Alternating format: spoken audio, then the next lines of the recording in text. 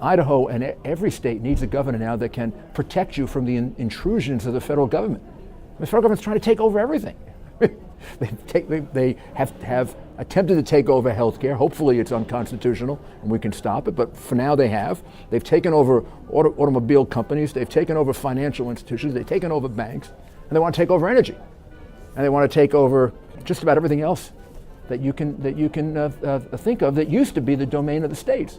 We need governors who can stand up to that, not governors who are going to be wishy-washy about it. I'm going to remind Washington, D.C. that those powers that were not granted by the Constitution to the federal government, that were reserved or prohibited to the states, are left to the states, respectively, or to the people. I think Governor Otter has acted very boldly and very courageously in moving against this health care takeover by the federal government. The 10th Amendment to the Constitution, which the Founding Fathers had promised after the Constitution was passed, many states stood up and said, we're not going to sign it.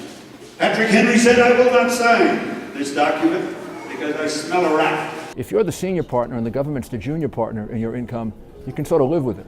But when the government threatens to become the senior partner, take more of your income than you get, in other words, you go above 50%, that starts to get a lot of people questioning, have we changed the nature of our government? The prescription to fix it is to reduce the size of government. There's no other way to deal with the massive debt that the Obama administration has created, which is at record levels. There's no way to deal with it without reducing the amount of money that we're spending. There's no shortcut. There's no easy way. We have to cut the size of the government dramatically so that the government can stay within levels of taxation that people can afford. I think Idaho is a wonderful state. I think those of us around the country think of Idaho as a place that still has a lot of open land and a lot of freedom, and people can make a lot of choices for themselves. I really think that Governor Otter is exactly the right kind of governor because he will stand up for the state. There's still a lot of battles to be won against the constant encroachment on states' rights. And so I come back before you tonight and I ask you to help me for 4 more years. And Miss Lori takes him to the vet. And she said, I found this cat on the patio this morning, so I took him to the vet. And so about a week later, we get a bill for this cat.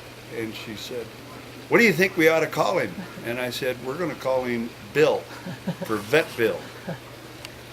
But there's old Bill. Look at him now. What a great life. Huh? Isn't that great? Look at that.